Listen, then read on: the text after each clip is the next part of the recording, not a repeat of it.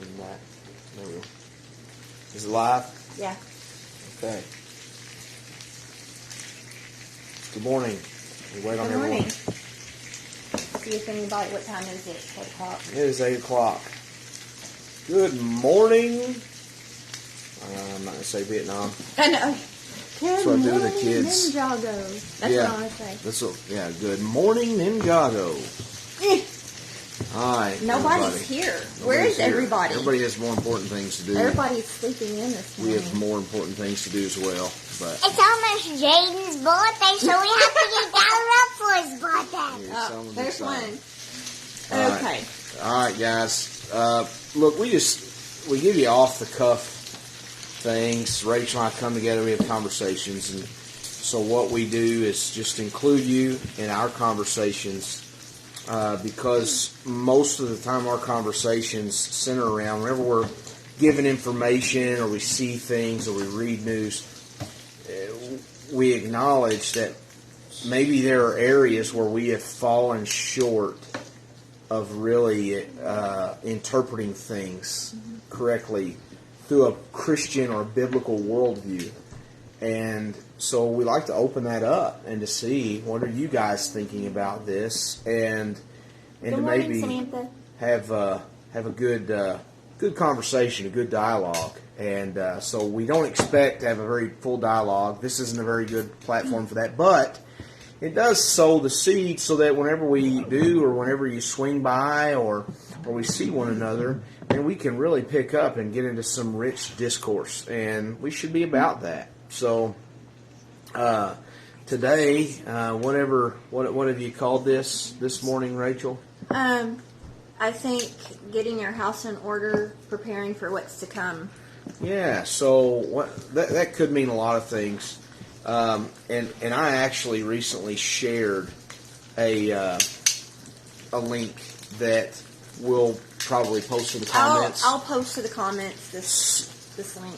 So there's a really wonderful video by one who has been a financial advisor to certain presidential staff and things. He's been an economist in a number of different capacities on another show that focuses on economics, and by, I guess, a popular podcast. And so we want to share that podcast with you because a lot of times whenever you discuss economy, it can be difficult. It's a lot of just number jargon that is not very interesting and whatnot. So I guess we want to just not just share that with you because we could point you to that podcast.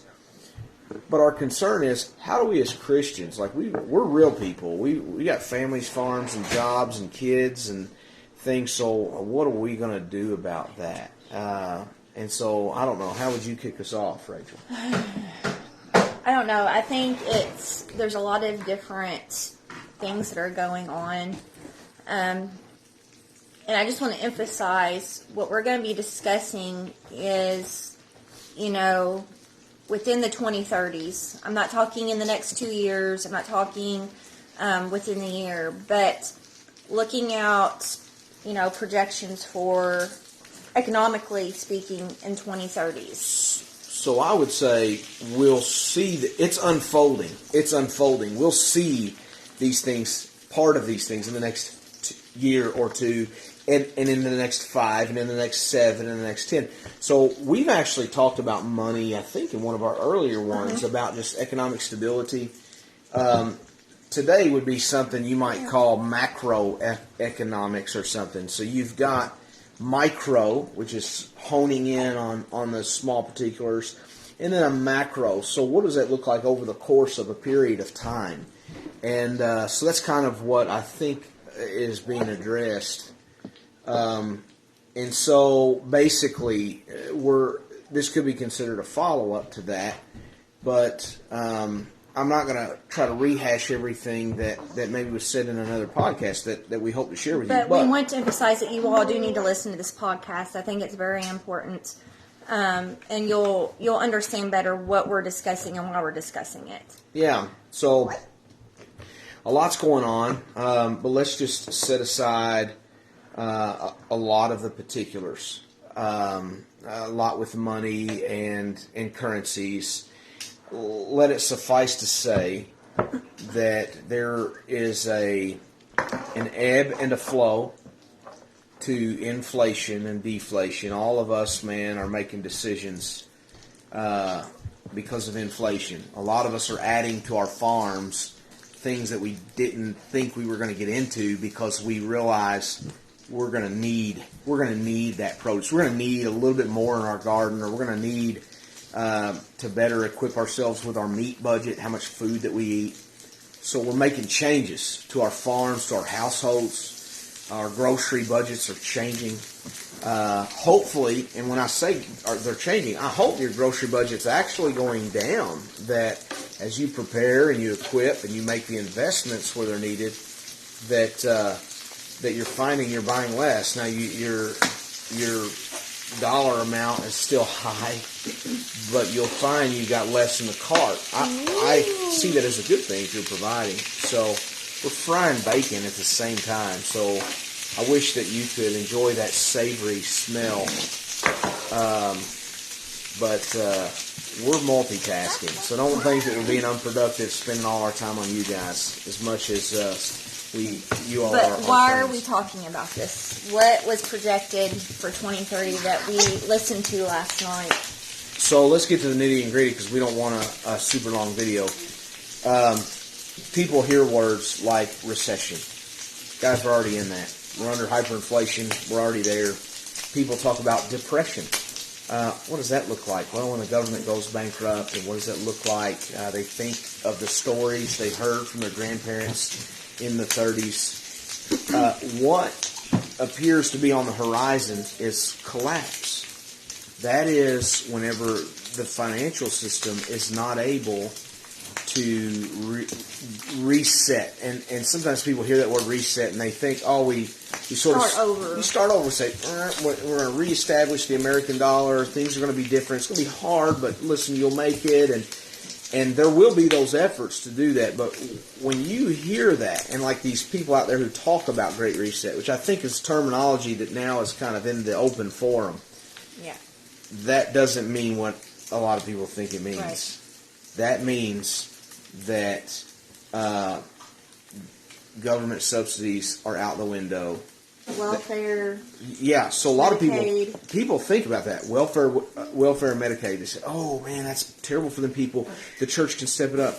Listen, we are an economy in America. As an American, you must understand over 50% of our population is funded by the government. How so? It's not just Medicaid and welfare. It is Social Security. It is what about all these farmers, commercial farmers? What happens whenever they stop getting subsidy? What happens in the education sector whenever they stop getting subsidized? Now they're going to carry that. That's one they'll keep because that's where the indoctrination occurs. That's how they get the ideals to carry out some of their initiatives. So yeah, good word here. Prep, plan, prepare. You're getting there. And I just want to touch on that. I'm not formally acquainted. I'm not sure who Rural Report is, but let me just say, over a year ago, I sat in a meeting with men, and one was an accountant for a large gas firm company, and makes his hobby economy. Listening to these economy podcasts, and he told me then. He said, there were a number of people at this gathering, and he said, I would say we really have to prepare, but if you haven't been preparing, it might be too late. He said already at that point, he said the digital dollar, it's here. It's right. Too late. It's already here. And this is what he does for a living. I think I could trust his advice. But, so in the same vein of thought, I guess, what were you going to say? I didn't want to. And I think that we have a tendency to let our guard down and to stop doing what we're doing. And, I vocalized something to Vance. I went to Owensboro yesterday, And we actually went last week and too after Thanksgiving, and it was crazy. It was wild. People are buying things, buying gifts, but I don't want that to distract you from continuing to supply your pantry, to to think about further future plans. I think we can let our guard down and become comfortable. I think coming out of COVID, everybody was kind of like a breath of fresh air, and I don't want you to let your guard down, because what a lot of experts are saying that's coming is we have to start now. If you have not started thinking about your investments or assets or things like that, I think it's time that you really start looking at these things within your household. So what does she mean when she talks about investments and assets? Now, you could view this, and I think the tendency is when you listen to some guys like this, they're professionals and they're talking economy, we're thinking, well, how do we come out on this? How do I protect my wealth? That's important, but I as a Christian, I think it's important we stop and we say, how do you define your wealth? What are you calling wealth? And so the reality of the matter is that with the inflation, there's a lot of moving parts with where there's like there will be deflation, which occurs. There will be further inflation as money's pumped in, right? You'll sometimes hear people talk about, well, you can't stop spending. When people stop spending and they save money, then the economy collapses. And we think, yeah, when you're poor, spend more money. That'll save everybody. And you'll be tempted to think, well, buy all this gold, or what do I buy? What do I invest in? Listen, what we want to concern ourselves with is your family. How do you survive this? How do you thrive? How do you still gather at the dinner table when all this is going on? And so, just so you're aware, some of the rates that we're talking about are like over 25% increases, and we're talking about a barrel of oil going for, what did they say, $600 in the 2030s. Between until like 2030. But essentially, the way you do the math, I'm looking at you could see things in the future that are like $20 gallons of gas. You could see things, where everything goes up exponentially, and the reason is, and so gold could deflate as more of this is coming. That's less regulated. There's fewer resources to really grab from, so the other more mundane resources are then focused upon, and so there's all these ebbs and flows.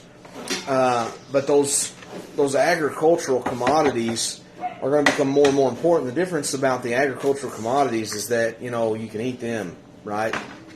If you got the chickens and the eggs, the grains, the resources, these are ones that are sustainable. They can sustain your family. And so we tell everyone, grow your garden, things like that, know your people.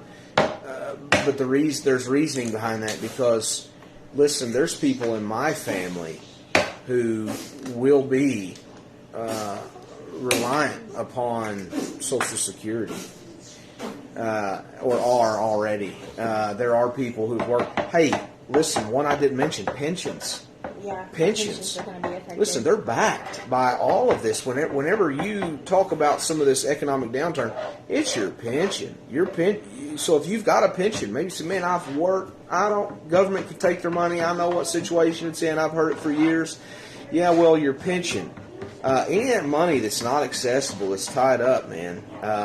Money in banks, the dollar itself. Well, why don't you talk about what they were talking about in the video?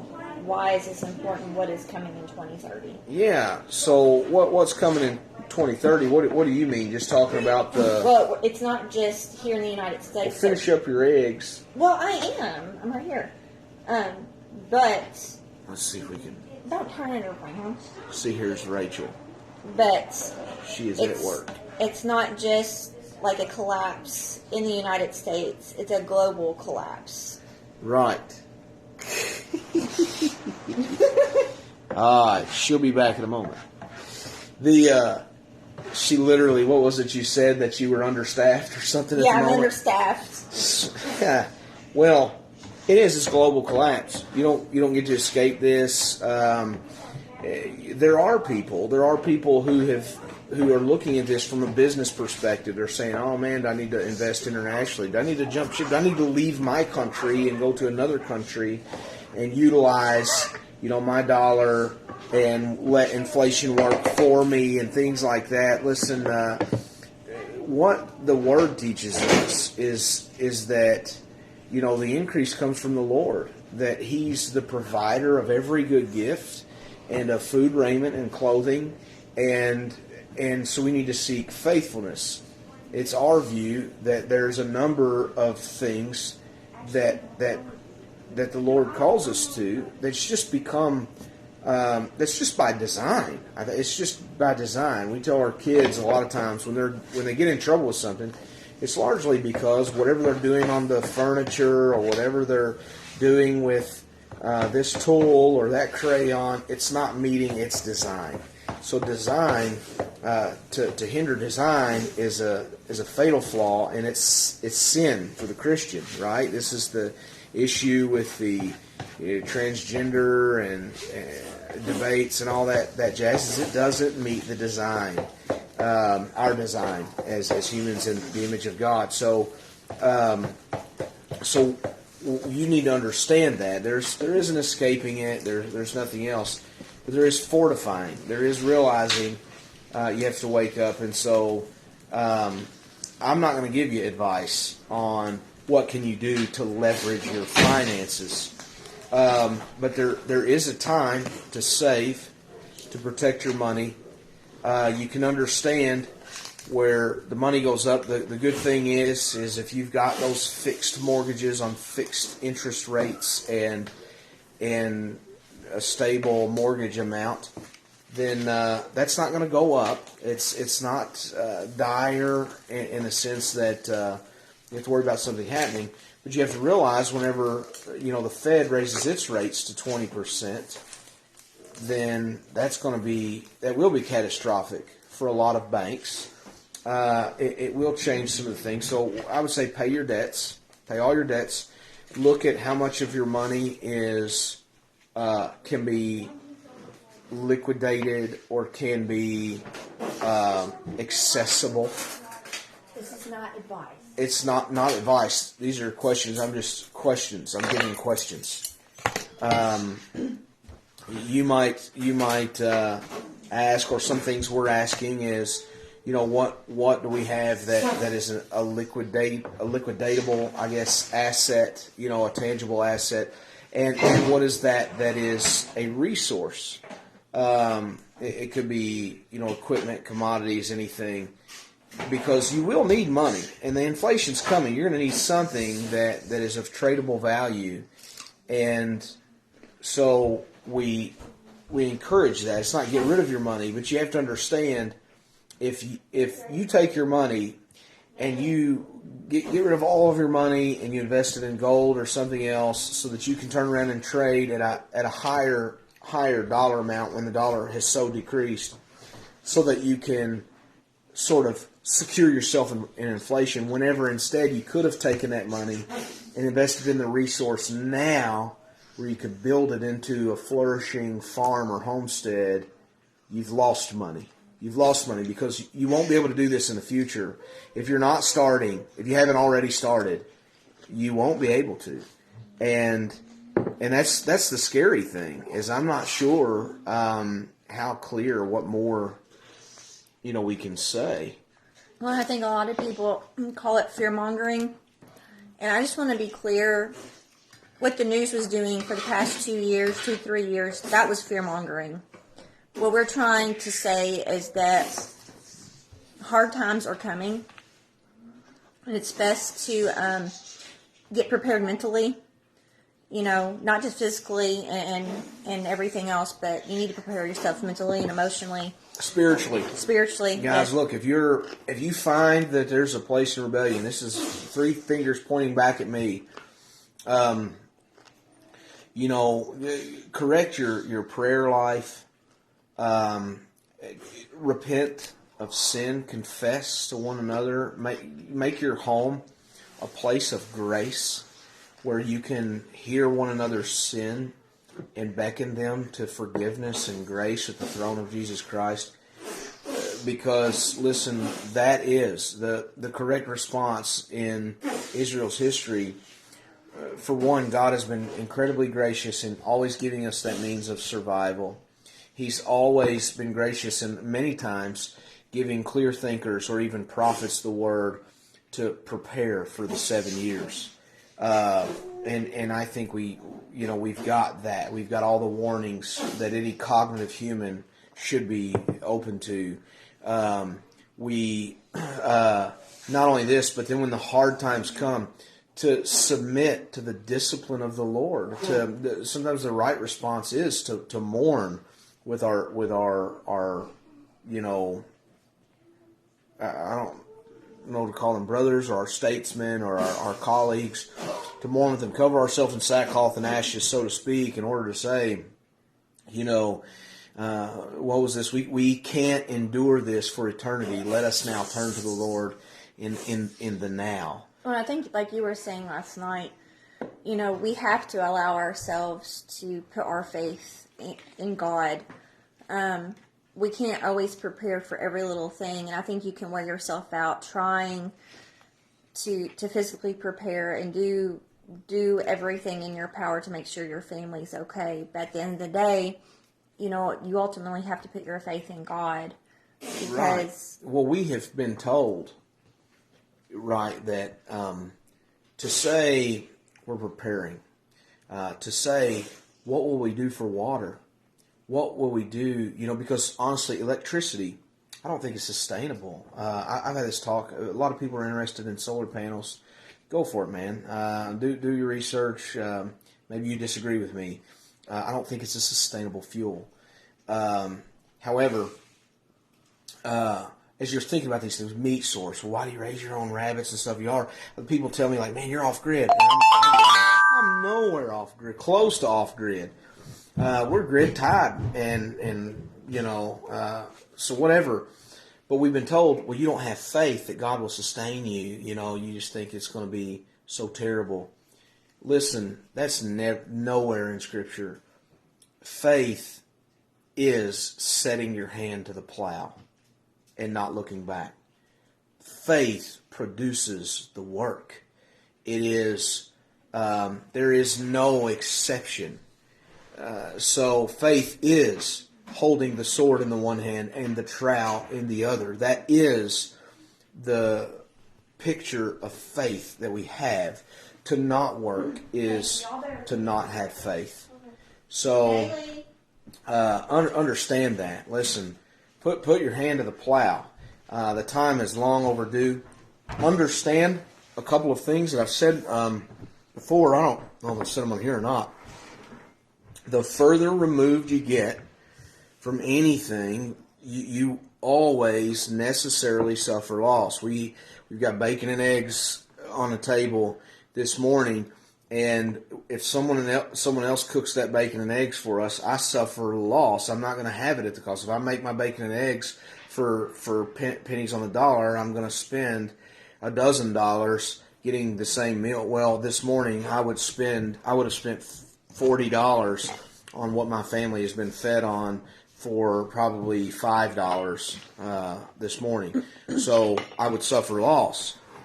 It's not because it's wrong. It's not because that person is stealing from me. It's because their labor is worth something. And it's sin to try to diminish them or harm them in their business. But as you grow removed from that, from anything, from your food, you suffer loss. It works in gardening. It works in a lot of the economics, which economics is really a play on words. Economy doesn't mean it doesn't mean money. Economy is the way things fit together. There's a family economy. How does my role function next to her role and things like that? Money only comes as a system of barter or trade. And listen, there's great freedom when you discover your resources. You find out what actually is a resource. Money isn't, and then I think we can have an honest discussion, and we can say, well, your labor is a resource. Anything you produce, so you have to become a producer of something, because if you don't produce anything, friend, you're in a bad way. Right, and I think that we need to start thinking that way, and it's like the Rural Report said right there, the best time to start prepping was years ago, but the second best time is today. And so that's not just getting your pantry in order and everything else. That's building skill sets. That is, my thing is, I know I've told plenty of people this, is a physical library. Make sure you have that resource in your home, available to you 24/7, because there may come a day that your phones and internet will not be a resource to you if you need to learn how to prepare food or what have you. And so... and it is, I think, hand in hand with that, having the library, building new skills, which requires a library. In a lot of cases, in our case, it does. But learn new skills, become good at things. I tell you what, Rory Grove's book, Durable Trades, pick it up, man. That's a good resource. It's not a novel. It's thick, but it's a handbook. It's like an occupational handbook. Where he has, if you haven't heard of this, this was made available at one of the Hope in the Homes, but Durable Trades is a handbook where he's actually graded all of these different livelihoods and occupations to show how sustainable is it in any economy, how easy is it to get into, how family friendly is it? Can you work next to your family? Does it take time away from your family? So all sorts of things. And yes, there will always be metalwork. There will always be some form of carpentry, blacksmithing, shepherding, farming, agricultural things. There will always be those real skills that needs to survive. There will be writers and authors and teachers and poets and you see, we're actually deprived in that area. We live in a generation where AI is doing all of our thinking. It's building all of our poetry. It's doing all of our writing. And the Lord only knows what some of these pastors who buy their sermons offline are coming up with AI that now can't be tracked to another source. So it really is kind of hideous, but we need to make sure that we're building real community, and I just think so much. I know we probably sound like a broken record on some of these things, but it's because that we do care about our community, we do care about people, we care about what happens to your kids, what happens to your other family members, what happens to you, and we have no control over the future. But what we can do is to share what we believe is coming, through our own research, our own opinions, and what have you. And so, again, I want to reiterate, this isn't something that's going to happen in the next year, the next 2 years, the next 3 years, the next 4 years. We don't have an exact time on the economic collapse, but we have a good indication that it's going to happen. It's coming, and so we just want to make that clear to you all. And what I'm going to do is I'm not going to post that link to this podcast in the comments on this video. I'm going to post it on the farm page so it doesn't get lost. I think it's about, an hour long or something like that? Yeah, set aside a good hour. With most most good videos, you're going to have to put that sort of time in. I want to give a couple things. Look, I feel like you can hear some of what we're saying. It's like, oh, well, this is typical doomsday prepper type stuff. There's a doomsday coming. Get prepared. Let me just give you some practical helps. Habits that we've made as a family. Some of you all may be in different areas along this journey. So here's something you can do in a faithful and an honest way. Look at your bills. We all got bills. I don't know what your bills are. All of them. Your cell phone, your internet, your TV, your every bill that you have, your utilities. You're not going to have much negotiating power. But call these other providers and tell them, listen, I'm looking at my family's budget, and we're trying to make cuts. We're trying to be wise, and frankly, you're on the chopping block. Is there anything you can do to help us?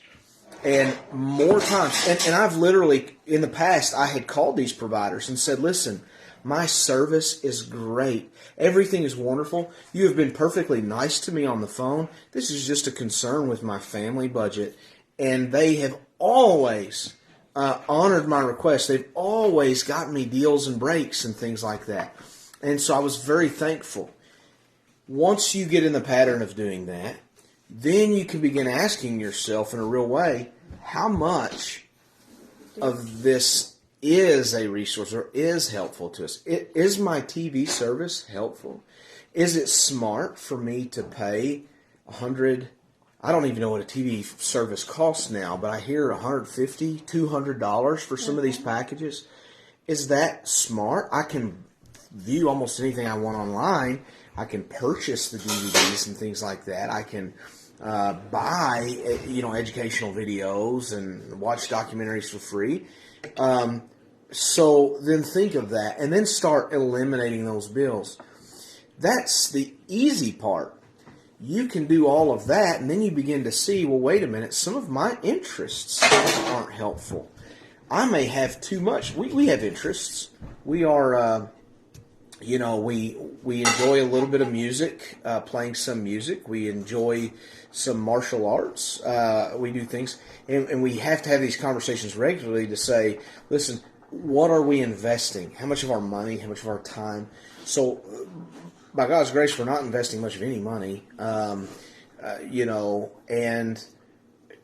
we have a little bit of time, but we really guard that to make sure that we don't feel that it's pulling us away from productivity. So anyway, there's interests, your interests. It could be sports, some other sport, and you find that, man, is this a God-honoring thing? How am I using this to honor God? Can it be used to honor God? So think in those terms. And then you just keep down that road, and then you begin asking questions.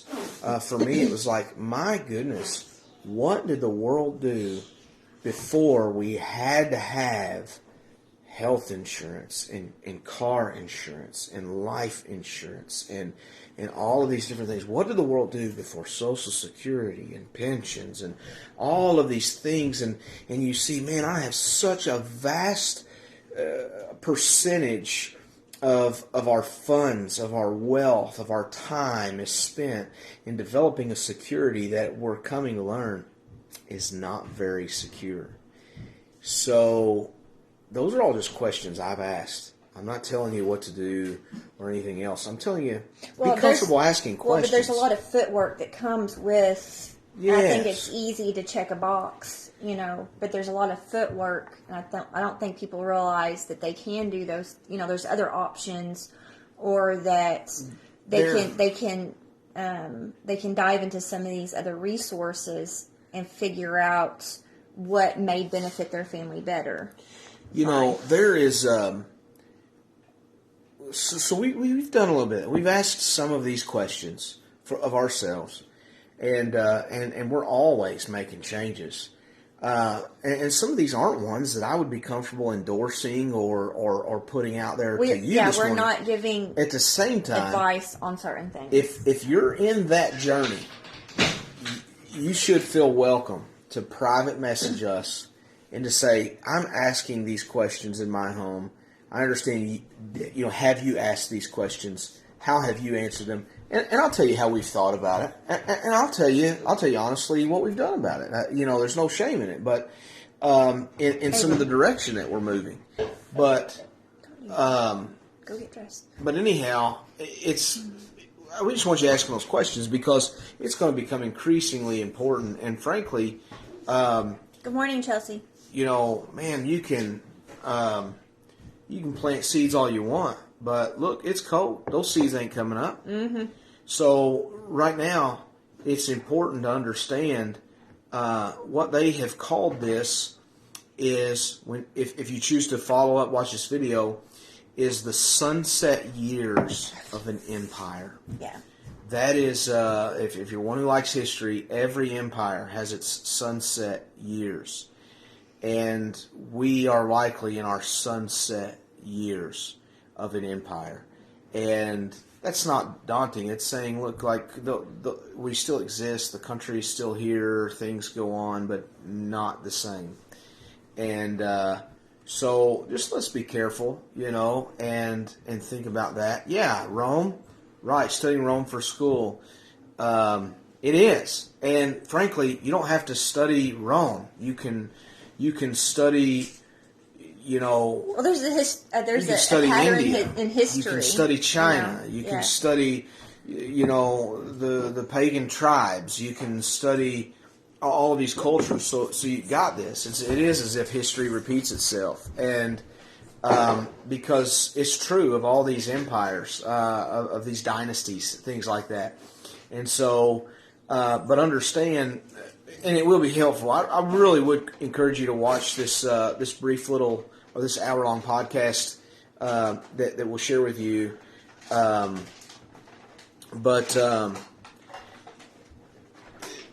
Because they go into some of this, and they project two things that maybe are important aspects that I want to be honest about. One is that what they're talking about is something the country's never seen. What I mean by that, something that no one's ever heard of, even in the 20s and 30s. Yeah. Something that has never been experienced. Something that cannot be overcome. Something that you cannot know the outcome of.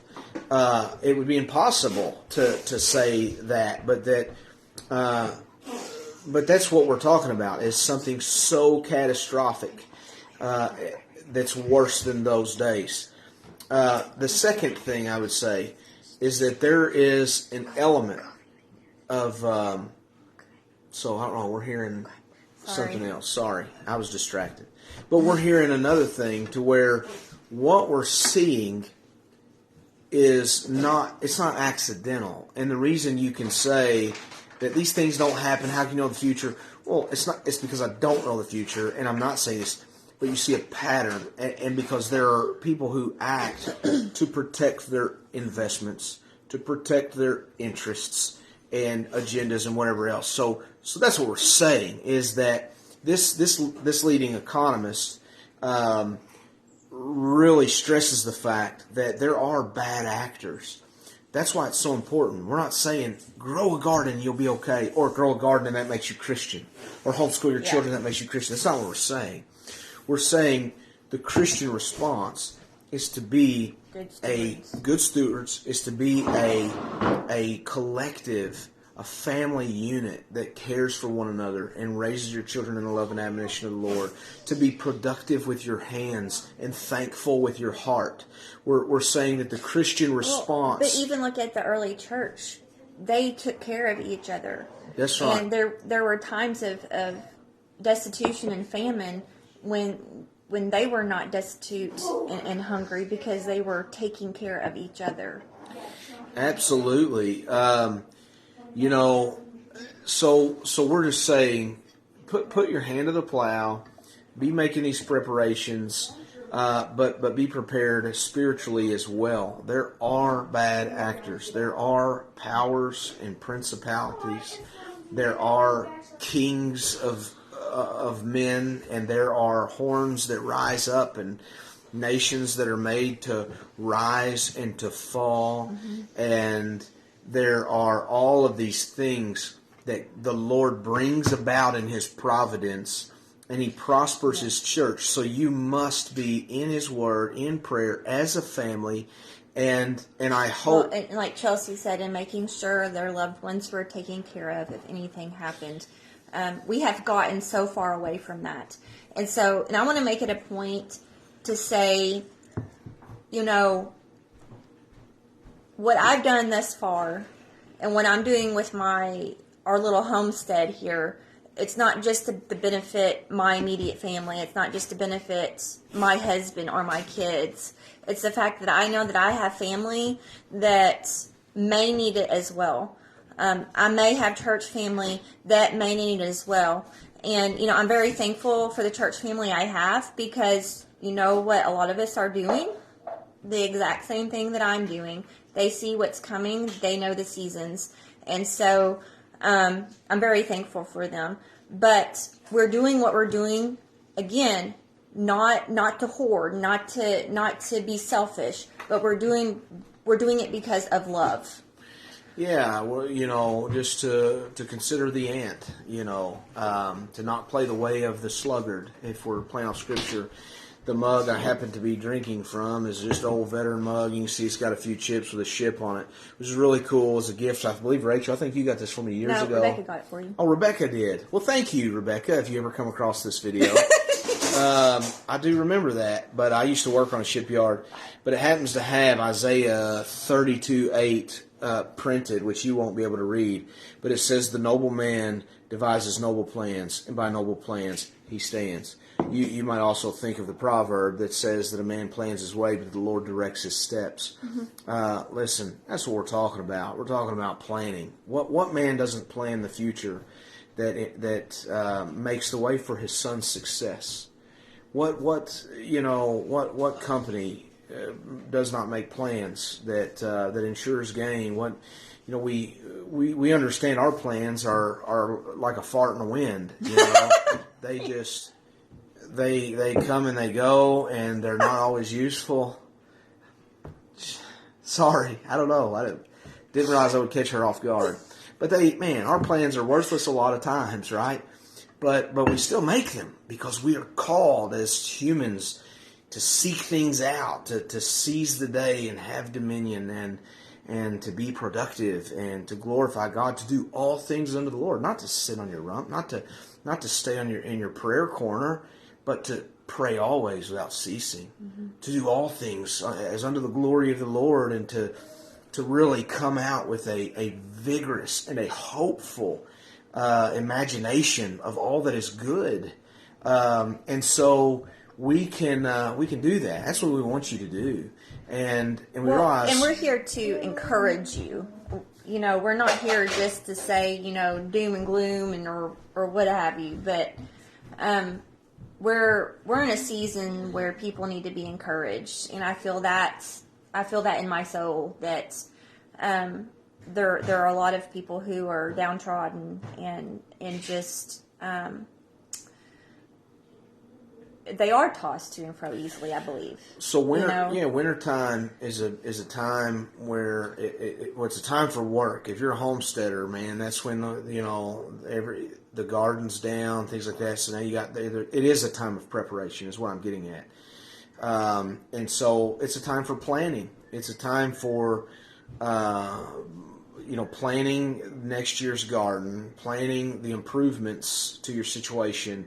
It's a time for maybe raking together cash, and so being that resource. And so you can do all these things. It's a perfect time for you to begin. And the reality is in the end, you won't survive if on your own, if left to your own devices.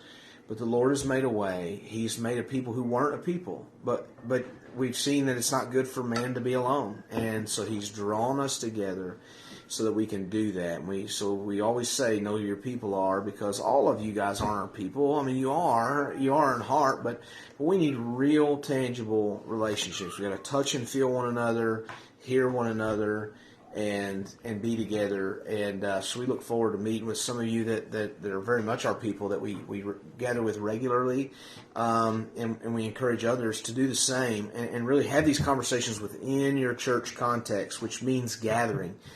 friends, I think we've really gone awry on some of what we view, how we define church. We began with how do you define wealth or economy. Now I'm saying, how do you define church, and how do you define some of these things? And so take care, and just do all things for the glory of God. But understand, I think when we say spiritually, suffer well. We'll have to suffer well. We're not getting out of this. We know we're not getting out of it, which is why we do things like this and stuff, because we're not getting out of it. What is our beloved Kentucky governor's saying? We're all in this together. So, except we're not. Some people are not my people. I haven't. This is but funny. Chelsea, Yeah, you're our people. Some of you guys on here, you're definitely our people. But yeah, understand. I'm not saying I don't wish harm on anyone. There's people out here who are going to suffer and aren't going to receive my help. Not because I've sought their ill, but definitely because they are not my people. They are not who God has called me to care for. They are not those who have prepared in the time. They've gone the way of the sluggard. They've chased the forbidden women of our day, and they've sold their birthrights for cups of soup. And I'm using all sorts of analogies. Please don't take them out of context. I'm just saying that we need to understand. Well, we have responsibility. It's real. It gets real somewhere. Yeah. Somewhere it gets real.